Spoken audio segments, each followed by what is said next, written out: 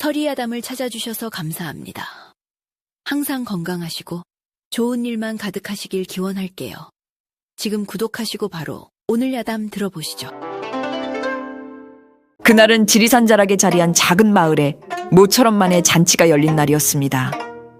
평생을 성실하게 밭을 일구며 살아온 박영감의 환갑 잔칫날이었지요. 잔치의 중심에는 박영감의 아내인 심씨 할머니가 있었습니다. 그녀는 아침부터 분주하게 움직이며 손님들을 맞았고 얼굴에는 웃음꽃이 떠나질 않았습니다. 영감, 어서 이리 와 앉아봐요. 잔치 주인공이 그리 찌그러져 있으면 쓰나 국수 식겠네. 심씨 할머니는 잔치상의 가장 윗자리에 남편을 잡아 끌어앉혔습니다. 그리고는 놋대접에 정성스레 삶아 꿩고기 고명을 얹은 국수를 가득 담아 남편 앞에 놓아주었지요. 무병장수를 기원하는 환갑국수였습니다. 허허, 마누라 덕에 내 입이 호강하는구먼. 이리 많은 사람들이 축하해주러 왔으니 나는 참 복받은 놈이야. 박영감은 주름진 얼굴 가득 한박웃음을 지으며 젓가락을 들었습니다. 마을 사람들은 박수를 치며 풍악을 울렸고 젊은이들은 어깨춤을 추며 잔치의 흥을 돋우었습니다. 바로 그 순간이었습니다. 하늘이 찢어지는 듯한 포효가 모든 소리를 집어삼켰습니다. 풍악 소리도 사람들의 웃음소리도 일순간에 멎었습니다. 사람들의 비명소리가 터져 나오기도 전에 초가집에 낡은 집 지붕이 폭발하듯 터져 나갔습니다. 집단과 흙먼지가 비 오듯 쏟아져 내렸고 그 사이로 거대한 황색 그림자가 잔치상 한복판으로 벼락처럼 떨어졌습니다. 호랑이였습니다. 수십 년간 이 산을 지배하며 사람을 10명도 넘게 잡아먹었다는 바로 그 식인 호랑이. 호랑이는 붉은 외눈을 번뜩이며 잔치상을 밟아 으깨고 그 어떤 망설임도 없이 박영감에게 달려들었습니다. 박영감은 비명조차 제대로 지르지 못했습니다. 호랑이의 거대한 아가리가 그의 머리통을 수박처럼 씹어 삼켰고 단단한 턱뼈가 으스러지는 끔찍한 소리가 마당을 울렸습니다. 심씨 할머니의 눈앞에서 방금 전까지 웃고 있던 남편의 몸뚱이가 목이 없는 채로 힘없이 쓰러졌습니다. 깍! 호랑이다! 도망쳐! 마당은 순식간에 아수라장이 되었습니다. 호랑이는 쓰러진 박영감의 시신을 가볍게 입에 물고 다시 지붕 위로 훌쩍 뛰어올라 눈 깜짝할 사이에 숲속으로 사라져 버렸습니다. 모든 것이 정말 순식간에 일어난 일이었습니다. 잠시 후 마당에는 부서진 잔치상과 엎질러진 음식, 그리고 핏물이 흥건한 박영감의 빈자리만이 남아 있었습니다. 잔칫날은 그렇게 남편의 제삿날이 되어버렸습니다. 남편이 호랑이에게 물려간 그날 밤, 마을은 죽음의 그림자에 휩싸였습니다. 사람들은 겁에 질려 대문을 걸어 잠그고 밖으로 나오지 않았습니다. 누구 하나 박영감의 시신을 수습하러 가자는 말을 꺼내지 못했지요. 그 짐승이 다시 나타날까 두려웠기 때문입니다. 심씨 할머니는 멍하니 방 안에 앉아 있다가 동이 틀 무렵 조용히 자리에서 일어났습니다. 그녀는 장례를 치르는 대신 부엌으로 가 낡아빠진 낫 한 자루를 집어 들었습니다. 평생을 밭일할 때 쓰던 날이 무뎌지고 닳아서 이가 빠진 낫이었습니다. 그리고는 아무 말 없이 집을 나섰습니다. 아이고, 심씨, 어딜 가는 게요? 정신 차려. 지금 산에 가면 죽어. 이웃집 안악이 그녀를 붙잡고 말렸지만 심씨의 눈은 텅 비어 있었습니다. 그녀는 안악의 손을 뿌리치고 눈 덮인 지리산, 호랑이가 사라진 그 방향을 향해 묵묵히 걸어갔습니다. 복수심 때문이 아니었습니다. 그저 남편을 되찾아와야 한다는 일념뿐이었습니다. 반쪽이라도, 뼈 한 조각이라도 찾아와야 했습니다. 내 영감 내놔라, 이 짐승만도 못한 놈아. 그녀는 눈밭을 헤치며 산을 올랐습니다. 며칠을 굶고 잠도 자지 않고 헤맨 끝에 그녀는 짐승의 냄새와 피비린내가 진동하는 바위굴을 찾아냈습니다. 호랑이 굴이었습니다. 굴 입구에는 사람의 뼈로 보이는 것들이 널브러져 있었고 그 중에는 남편의 것인 듯한 낡은 집신 한 짝도 있었습니다. 심 씨는 두려움도 잊은 채 굴 안으로 소리쳤습니다. 나와라! 썩은 내 나는 짐승아! 내 영감을 뱉어내지 못할까? 그녀의 악에 바친 고함에 굴 안에서 땅이 울리는 듯한 그르렁 소리가 들려왔습니다. 이윽고 외눈박이 호랑이가 어둠 속에서 거대한 모습을 드러냈습니다. 놈의 입가에는 아직도 박 영감의 피가 묻어 있었고 그 붉은 외눈은 심 씨를 하찮다는 듯이 내려다보고 있었습니다. 심 씨는 그 순간 이성을 잃었습니다. 그녀는 낫을 휘두르며 호랑이에게 달려들었습니다. 하지만 꼬부랑 할머니의 공격은 거대한 호랑이에게는 모기가 무는 것만도 못했습니다. 호랑이는 귀찮다는 듯이 코웃음을 쳤습니다. 흥! 호랑이가 콧김을 한번 세게 뿜자 심 씨의 몸은 종이 인형처럼 허공으로 붕 떠올랐다가 10m 밖 눈더미 위로 처박혔습니다. 컥! 갈비뼈 몇 대가 부러지는 고통과 함께 심 씨는 정신을 잃었습니다. 호랑이는 쓰러진 심 씨에게 다가와 냄새를 킁킁 맡았습니다. 늙고 볼품없는 뼈밖에 없는 먹잇감이었습니다. 호랑이는 흥미를 잃고 마치 그녀를 비웃기라도 하듯 꼬리로 눈을 흩뿌리고는 유유히 사라졌습니다. 심 씨는 모욕감과 무력감 속에서 의식을 잃었습니다. 차가운 눈이 그녀의 몸을 하얗게 덮기 시작했습니다. 이대로 그녀는 남편의 뒤를 따라 얼어 죽을 운명처럼 보였습니다. 그녀의 손에 쥐어진 낫만이 부질없는 분노의 흔적처럼 차갑게 빛나고 있었습니다. 살을 내는 추위가 칼날처럼 파고들었습니다. 심 씨는 간신히 눈을 떴습니다. 온몸이 부서질 듯 아팠고 굶주림에 뱃가죽이 등에 붙을 지경이었습니다. 눈앞은 온통 하얀 눈밭뿐이었습니다. 세상에 홀로 남겨진 기분이었습니다. 이대로 죽는구나.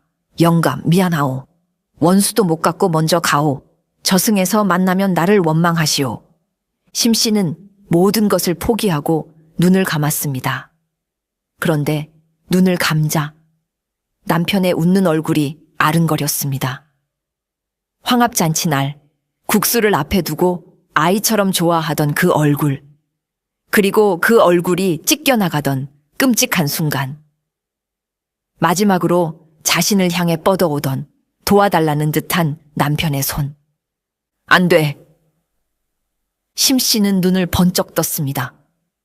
그녀의 눈에서 뜨거운 눈물이 흘러내려 차가운 볼 위에서 얼어붙었습니다. 이대로 죽을 순 없어. 저 짐승의 가죽을 벗겨 영감 무덤에 덮어주기 전까지는 절대 죽을 수 없어. 복수심이 죽어가던 그녀의 몸에 다시 불을 지폈습니다. 그녀는 부러진 갈비뼈를 부여잡고 짐승 같은 신음소리를 내며 일어섰습니다. 그리고 마을로 향하는 대신 산의 더 깊고 험한 곳으로 발걸음을 옮겼습니다. 내가 저놈보다 힘이 세지기 전까지는 살아서 이 산을 내려가지 않으리라. 그녀는 마치 무언가에 홀린 듯 산의 가장 깊은 곳을 향해 걸었습니다. 그곳은 맹수들도 얼씬하지 않는 죽음의 골짜기라 불리는 곳이었습니다. 거대한 폭포수가 얼어붙어 거대한 빙벽을 이룬 곳. 심 씨는 빙벽 아래 작은 동굴에 자리를 잡았습니다. 먹을 것이라곤 눈과 나무 껍질, 그리고 가끔 운 좋게 잡는 작은 산짐승이 전부였습니다.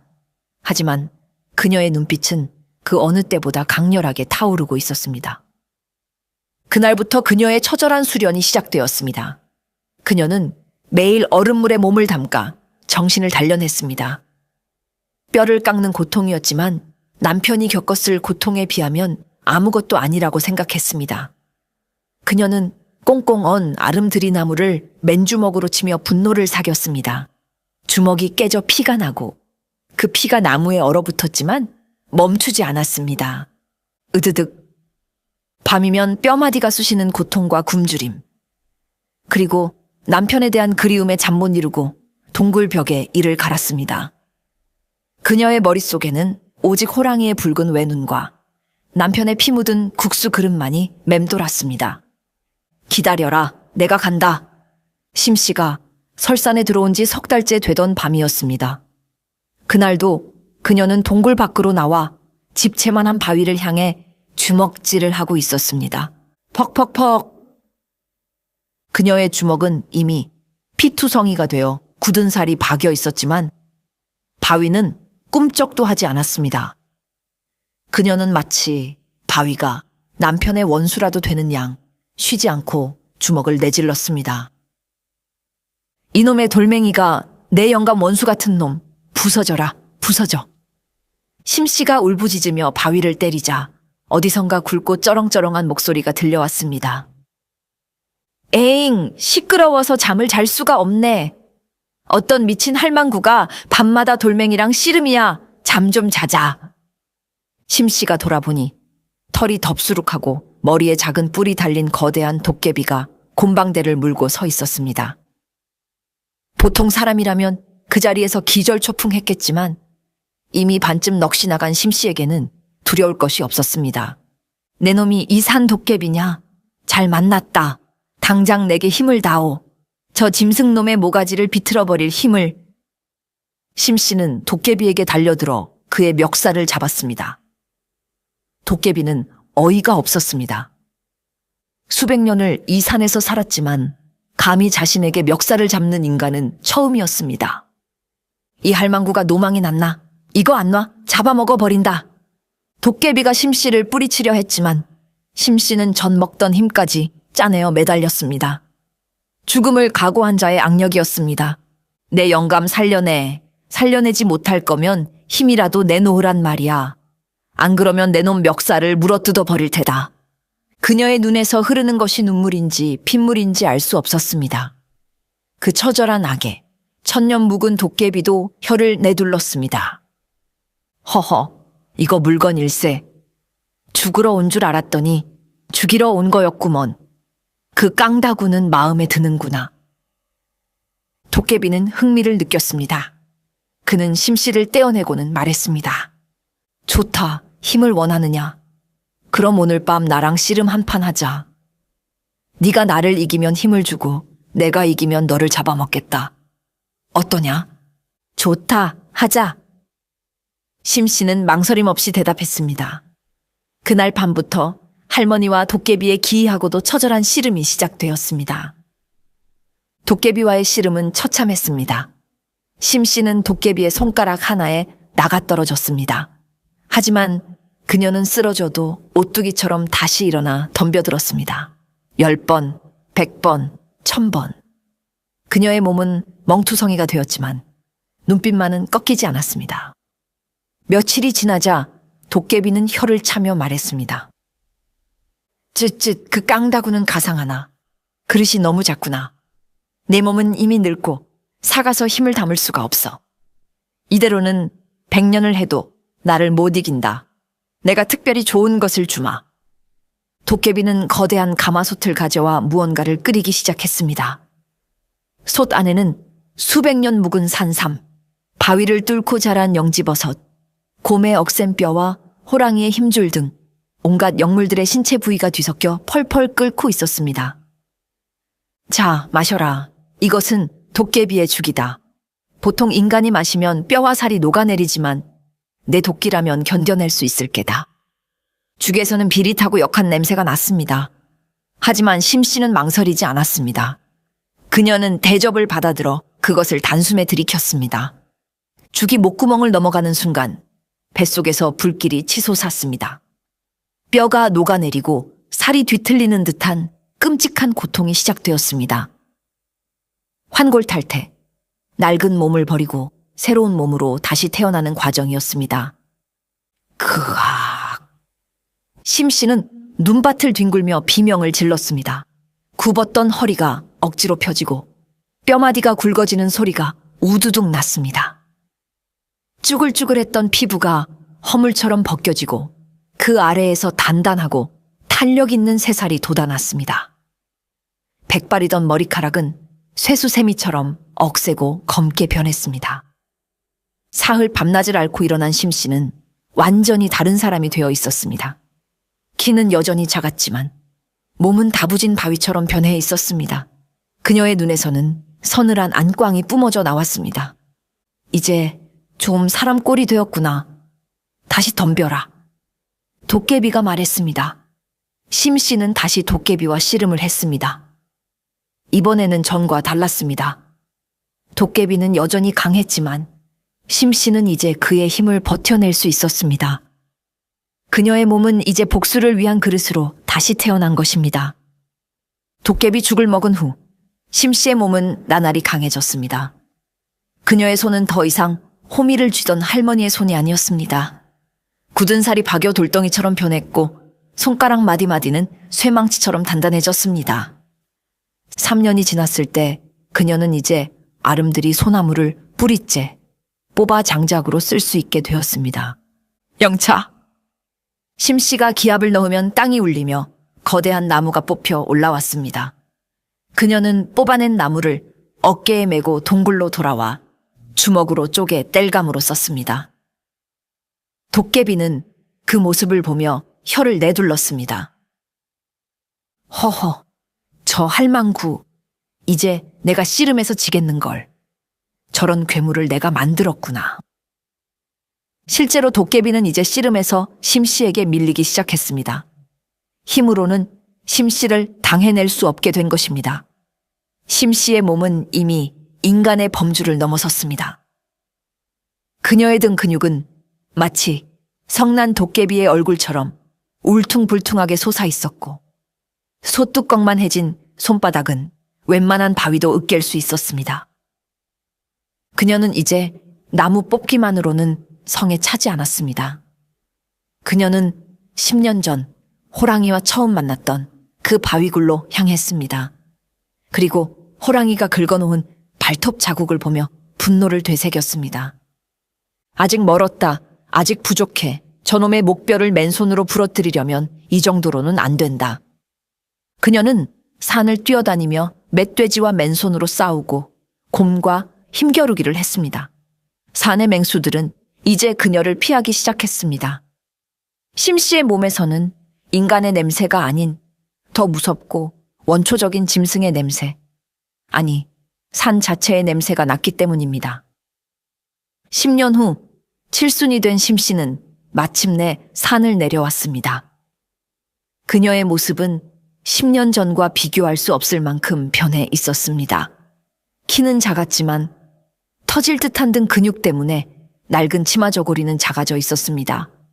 소뚜껑만한 손바닥과 바위 같은 어깨. 그녀는 걸어다니는 작은 산과 같았습니다. 하산하는 길에 심 씨는 굶주린 곰 한 마리를 만났습니다. 곰이 그녀에게 덤벼들자 그녀는 귀찮다는 듯 주먹 한 방으로 곰의 숨통을 끊어버렸습니다. 그리고는 곰을 짐짝처럼 둘러매고 마을로 향했습니다.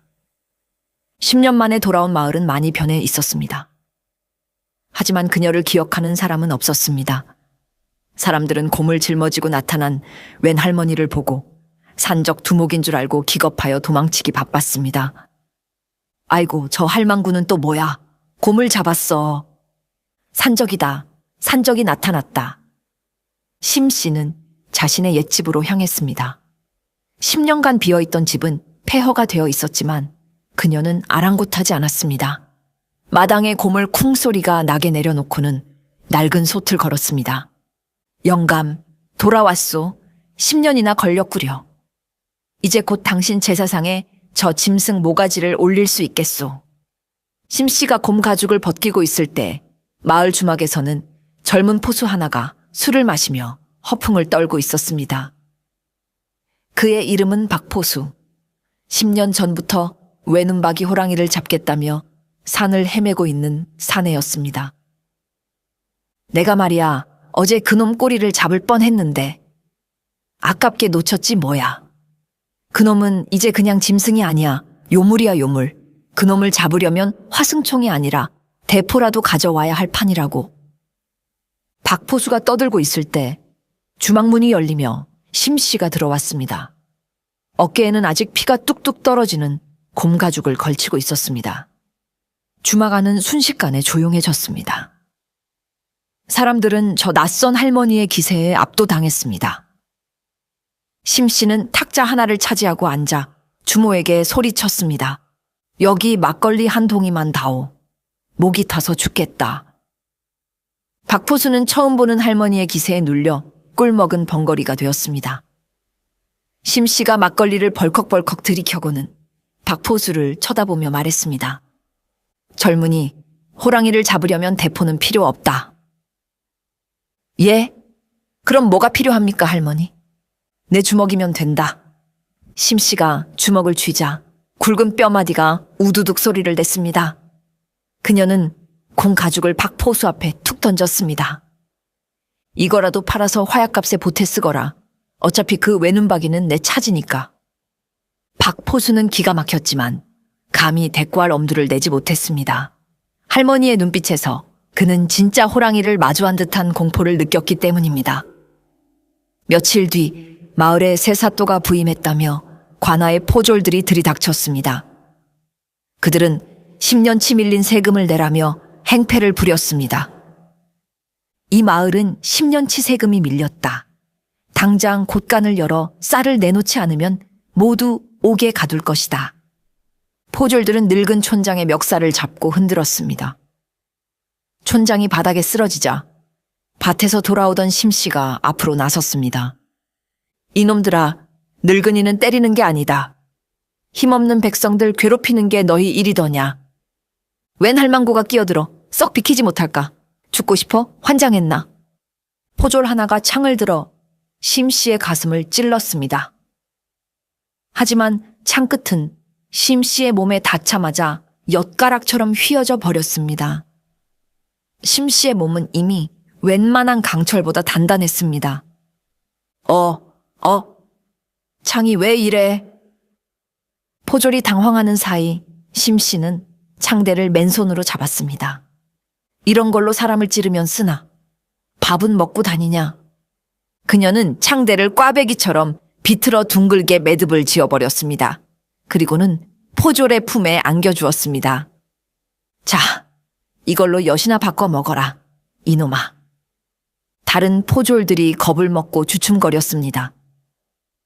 심씨는 그들에게 다가가 한 놈씩 멱살을 잡고는 에이! 하는 기합과 함께 가볍게 던져버렸습니다. 포졸들은 비명을 지르며 지붕 위로 나무 위로 날아가 처박혔습니다. 심씨에게는 아이들 소꿉장난과도 같았습니다. 마을 사람들은 환호성을 질렀습니다. 호랑이 할매 만세! 10년 만에 돌아온 심씨가 마을의 수호신이 되는 순간이었습니다. 소란을 듣고 가마를 타고 있던 사또가 밖으로 나왔습니다. 그는 배가 불룩 튀어나온 탐욕스럽게 생긴 중년의 사내였습니다. 웬 소란이냐? 저 미친 할망구를 당장 잡아들여라. 전연의 뼈를 부러뜨려 옥에 쳐넣어라. 남은 포졸들이 우르르 몰려들었지만 심씨는 귀찮다는 듯 사또가 탄 가마로 향했습니다. 그리고는 가마꾼들이 들고 있던 가마를 통째로 빼앗아 들었습니다. 아이고 사또나리, 너무 시끄러우니 잠시 올라가 계시오. 공기가 더 맑을 것이오. 심씨는 기합과 함께 가마를 허공으로 번쩍 들어 올렸습니다. 으악! 살려줘! 내가 잘못했다. 사또가 가마 안에서 비명을 질렀습니다. 심씨는 가마를 투석기처럼 빙빙 돌리다가 마을 회관 지붕 위로 휙 던져버렸습니다. 쿵! 가마는 지붕에 처박혔고 사또는 반쯤 부서진 가마 속에서 오줌을 지리며 덜덜 떨었습니다. 다시는 이 마을에 얼씬도 마라. 다음번에 오면 내 놈의 가마가 아니라 내 놈의 뼈를 던져버릴 줄 알아라, 알겠느냐. 심씨의 고함에 사또와 포졸들은 꽁지가 빠져라 도망쳤습니다. 마을은 다시 평화를 되찾았습니다. 심씨는 10년 만에 처음으로 아주 희미한 미소를 지었습니다. 힘이란 것이 때로는 이렇게 쓸모가 있구나 싶었습니다. 하지만 진짜 적은 따로 있었습니다. 그날 밤 마을에 비릿하고 역한 피냄새가 진동했습니다. 10년 전 남편의 환갑잔칫날 맡았던 바로 그 냄새였습니다. 심씨는 잠에서 깨어났습니다. 왔구나. 외눈박이 호랑이가 돌아온 것입니다. 놈은 10년 전보다 더욱 거대해지고 교활해져 있었습니다. 단순한 맹수가 아니라 거의 요물에 가까운 영물이 되어 있었습니다. 아마도 10년간 수많은 사람과 짐승을 잡아먹으며 더욱 강해진 모양이었습니다. 다음 날 아침, 마을은 공포에 휩싸였습니다. 밤새 외양간의 소와 돼지들이 모조리 물어 죽임을 당한 채 발견된 것입니다. 호랑이는 먹기 위해서가 아니라 재미로, 그리고 경고의 의미로 가축들을 죽인 것이었습니다. 놈이 심씨에게 보내는 도전장이었습니다. 네가 돌아온 것을 안다. 나와 겨뤄보자. 놈이 나를 부르고 있구나. 박포수는 이 기회를 놓칠 수 없었습니다. 그는 호랑이 할매가 나타났으니 이제 그놈도 경계가 허술할 것이다. 라며 조상 대대로 내려오는 낡은 화승총을 들고 산으로 향했습니다. 내가 반드시 저놈을 잡고 말겠다. 내 손으로 끝내고 말겠다. 그는 산 중턱에서 마침내 외눈박이 호랑이와 마주쳤습니다. 호랑이는 바위 위에 앉아 여유롭게 그를 내려다보고 있었지요. 놈의 덩치는 10년 전보다 2배는 커져 있었습니다. 죽어라, 이 짐승아. 탕! 박포수가 쏜 총알이 호랑이를 향해 날아갔습니다. 하지만 호랑이는 피하지도 않았습니다. 총알은 놈의 두꺼운 가죽에 맞고 팅! 소리를 내며 튕겨 나갔습니다. 웬만한 갑옷보다 더 단단한 가죽이었습니다. 이럴 수가. 박포수가 경악하는 사이 호랑이가 쏜살같이 달려들었습니다. 박포수는 미처 피할 틈도 없이 호랑이의 앞발에 깔렸습니다. 으악! 비명과 함께 화승총이 2 동강 났습니다. 호랑이가 입을 벌려 그의 목을 물어뜯으려던 순간이었습니다. 휘쿵! 어디선가 거대한 맷돌이 날아와 호랑이의 옆구리를 강타했습니다. 호랑이는 비명을 지르며 옆으로 나뒹굴었습니다. 맷돌이 날아온 쪽을 보니 심씨가 서 있었습니다. 그녀는 마을 주막에서 쓰던 맷돌을 뽑아 여기까지 들고 온 것이었습니다. 네 상대는 내가 아니더냐. 어린애는 건드리는 게 아니다. 심씨는 지붕 위에서 뛰어내리듯 높은 바위에서 땅으로 가볍게 내려왔습니다. 쿵! 그녀가 착지하자 땅이 미세하게 울렸습니다. 오랜만이구나. 10년 전에는 내 콧김에 날아갔는데 오늘은 어찌 될까? 호랑이는 옆구리의 고통에 으르렁거리면서도 심씨를 알아보고 경계심을 늦추지 않았습니다. 10년 전 그 하찮던 인간 할머니의 냄새. 하지만 지금은 달랐습니다. 그녀에게서는 자신과 동급 혹은 그 이상의 강자의 기운이 느껴졌습니다. 놈의 붉은 외눈이 탐욕스럽게 번뜩였습니다. 저 인간을 잡아먹으면 자신은 더 강해질 수 있을 것이라 직감한 것입니다. 내 놈 이빨을 뽑아 내 영감 무덤에 바치러 왔다. 심씨의 말에 호랑이는 분노의 포효를 터뜨렸습니다. 크앙! 산 전체가 울렸습니다. 2 괴물의 대결이 임박했습니다. 박포수는 그 엄청난 기세에 눌려 숨도 제대로 쉬지 못하고 엎드려 있었습니다. 호랑이가 먼저 덤벼들었습니다. 집채만 한 몸이 쏜살같이 날아와 심씨를 덮쳤습니다. 심씨는 피하지 않았습니다. 그녀는 정면에서 날아오는 호랑이의 양 앞발을 자신의 양손으로 맞받아 잡았습니다. 콰직! 2 힘이 충돌하며 엄청난 충격파가 발생했습니다. 땅바닥이 꺼지고 주변의 나무들이 뿌리째 뽑혀 날아갔습니다. 괴수와 괴물의 힘겨루기. 호랑이는 날카로운 발톱으로 심씨의 팔을 긁었지만 강철 같은 근육을 뚫지 못했습니다. 지지직! 소의 긁는 소리가 났습니다. 심씨는 밀리지 않았습니다. 오히려 발에 힘을 주어 호랑이를 밀어붙이기 시작했습니다. 내 놈이 내 영감을 물어뜯을 때 얼마나 아팠을까? 그 100배, 1000배로 갚아주마. 심씨의 분노가 힘으로 변환되었습니다. 그녀는 호랑이를 밀어붙여 거대한 바위에 처박아 버렸습니다. 쿵! 바위에 금이 갔고 호랑이는 고통에 찬 신음을 내뱉었습니다. 힘에서 밀린 호랑이는 교활하게 움직였습니다. 놈은 앞발로 심씨를 밀어내는 척하며 쇠몽둥이 같은 꼬리로 심씨의 다리 뒤를 후려쳤습니다. 휘! 심 씨는 균형을 잃고 뒤로 넘어졌습니다. 호랑이는 그 틈을 놓치지 않고 잽싸게 심 씨의 어깨를 물었습니다. 송곳 같은 이빨이 심 씨의 어깨에 박히려는 순간 심 씨는 어깨 근육을 부풀려 이빨이 더 깊이 들어오는 것을 막았습니다. 이놈이! 심 씨는 고통을 참으며 물린 상태에서 호랑이의 목덜미를 양손으로 잡았습니다. 그녀의 소나기 힘에 호랑이의 목뼈가 으스러지는 소리가 났습니다. 일어나라, 이놈아. 심 씨는 어깨를 물린 채로 믿을 수 없는 허리 힘으로 호랑이를 통째로 들어 올렸습니다. 그리고는 팽이처럼 빙빙 돌리기 시작했습니다. 휘잉! 거대한 호랑이가 공중에서 쥐불놀이 하듯 돌아갔습니다. 호랑이는 어지러워서 눈이 돌아갔고 심 씨를 물고 있던 입을 놓치고 말았습니다. 이제 그만 놀자. 심 씨는 호랑이를 바닥에 그대로 매닫고 잤습니다. 쾅! 땅이 꺼지며 거대한 구덩이가 파였습니다. 호랑이는 충격에 잠시 정신을 잃고 비틀거렸습니다. 그 틈을 타 심 씨는 호랑이의 등 위로 올라탔습니다. 심 씨는 비틀거리는 호랑이의 등 위로 올라탔습니다. 그리고는 놈의 머리털, 아니 털가죽을 잡고 외쳤습니다. 내 영감이 먹던 국수 맛이 어땠느냐? 말해보아라, 이놈아. 그녀는 호랑이의 위아래 턱을 양손으로 잡았습니다.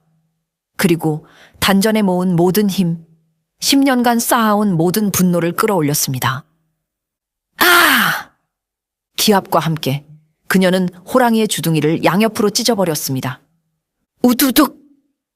끔찍한 소리와 함께 천하를 호령하던 호랑이의 턱이 두 갈래로 찢겨 나갔습니다. 호랑이는 비명조차 지르지 못하고 붉은 외눈에서 피눈물을 흘리며 숨을 거두었습니다. 10년의 복수가 끝나는 순간이었습니다. 호랑이는 숨을 거두었습니다. 심 씨는 거친 숨을 몰아쉬며 호랑이의 시체를 내려다보았습니다. 그녀의 온몸은 피와 흙으로 범벅이 되어 있었지만 표정은 더할 나위 없이 평온했습니다. 그녀는 품에서 작은 손칼을 꺼내 능숙하게 호랑이의 가죽을 벗겨냈습니다. 그리고는 놈의 턱뼈를 부러뜨려 챙겼습니다. 박포수는 이 모든 광경을 넋이 나간 채 지켜보고 있었습니다. 심 씨가 향한 곳은 10년 전 남편의 시신도 없이 봉분만 만들어둔 작은 무덤가였습니다. 그녀는 무덤 앞에 호랑이 가죽을 펼쳐놓고 그 위에 턱뼈를 올렸습니다. 영감 내가 왔소. 10년이나 걸렸구려. 이놈 가죽이라도 덮고 추운 겨울 따뜻하게 나시오. 저승 가서도 이놈 만나면 턱주가리를 한 번 더 날려버리시오. 그 말을 끝으로 심 씨는 무덤을 끌어안고 목 놓아 울었습니다. 10년 동안 단 한 번도 흘리지 않았던 눈물이었습니다. 분노와 슬픔, 그리움이 뒤섞인 눈물이었습니다. 그제야 그녀의 복수는, 그리고 남편에 대한 애도는 끝이 났습니다. 그날 밤 심 씨의 집에 털보 도깨비가 찾아왔습니다. 그는 막걸리 한 동이를 들고 왔지요. 그는 10년 전과 똑같은 모습이었습니다. 축하하네, 할멈. 드디어 원수를 갚았구먼. 속이 다 후련한가? 글쎄, 후련한 것 같기도 하고 아닌 것 같기도 하고 그냥 늙었네. 두 늙은이는 말없이 막걸리를 주고받았습니다. 이제 힘쓸 데도 없는데 심심하면 나랑 산에 가서 나무나 뽑고 살지 그러나? 바위도 옮기고. 도깨비가 농담을 건넸습니다. 심 씨는 웃으며 거절했습니다. 아닐세. 이제 밭 갈아야지. 10년이나 묵혀뒀더니 잡초가 무성해. 그리고 이제 소가 없어도 되겠어. 농사가 아주 잘 되겠구먼. 그녀의 대답은 너무나도 평범하고 소박해서 도깨비는 잠시 멍하니 그녀를 바라보았습니다. 방금 전까지 산을 뒤흔들던 괴력을 가진 여인이 이제는 내일 밭 갈 걱정을 하고 있었습니다. 도깨비는 이내 큰 소리로 웃음을 터뜨렸습니다. 그하하하, 역시 할멈은 못 말리겠구먼. 좋다, 그깟 밭되기. 내가 하룻밤 사이에 다 갈아엎어주지. 됐다 이놈아. 내 밭은 내가 갈아야지. 자네는 가서 잠이나 자게. 이제 밤마다 바위 때리는 소리는 안 들릴 테니. 심 씨는 손을 휘휘 저으며 도깨비를 돌려보냈습니다. 도깨비는 아쉬운 듯 입맛을 다시며 심심하면 언제든 놀러 오게나 라는 말을 남기고 어둠 속으로 사라졌습니다. 10년간의 기이한 우정은 그렇게 막걸리 한 사발과 함께 조용히 마무리되었습니다. 심 씨는 남은 막걸리를 남편의 무덤가에 뿌려주고는 집으로 돌아와 깊은 잠에 빠졌습니다. 10년 만에 처음으로 꿈에 호랑이가 아닌 남편이 나타나 환하게 웃어주는 편안한 밤이었습니다. 다음 날부터 심 씨는 다시 평범한 농부 할머니로 돌아왔습니다. 하지만 더 이상 꼬부랑 할머니가 아니었지요. 그녀는 마을의 든든한 어른이자 살아있는 전설이 되었습니다. 봄이 오자 그녀는 10년간 묵혀두었던 밭을 갈기 시작했습니다. 마을 사람들은 늙은 할머니가 혼자 밭을 가는 것을 안쓰럽게 여겨 도와주러 나섰지만 이내 입을 떡 벌리고 구경만 하게 되었습니다. 심 씨는 쟁기를 끄는 소가 필요 없었습니다. 그녀는 쟁기를 맨손으로 잡고 성난 황소보다 더 빠른 속도로 밭을 갈아엎었습니다. 밭 한가운데 집채만한 바위가 나오자 사람들은 저건 장정 10명이 와도 못 치우겠네 라며 혀를 찼지만 심 씨는 에잉 걸리적거리네 하며 한 손으로 바위를 쑥 뽑아산 너머로 던져버렸습니다. 그녀의 괴력은 일상 곳곳에서 드러났습니다. 장날 젊은 짐꾼들이 쌀가마니 서너 개를 끙끙대며 나르는 것을 보고 심 씨는 혀를 차며 다가갔습니다. 이놈들아, 그것도 힘이라고 쓰냐? 밥들은 먹고 다니는 개야. 그녀는 쌀가마니 5-6개를 한 번에 번쩍 들어 어깨에 메고는 어디까지 가면 되느냐라고 물었습니다. 젊은이들은 얼굴을 붉히며 그녀의 뒤를 졸졸 따라갈 뿐이었습니다. 손주뻘 되는 아이들이 할머니, 저 감 따주세요 라고 조르면 그녀는 사다리도 없이 감나무를 향해 점프하여 가장 높은 가지를 꺾어다 주곤 했습니다. 마을에 그녀의 이야기가 마를 날이 없었습니다. 처음에는 그녀를 두려워하던 사람들도 그녀의 따뜻하고 소탈한 마음씨를 알고 나서는 진심으로 그녀를 존경하고 따랐습니다.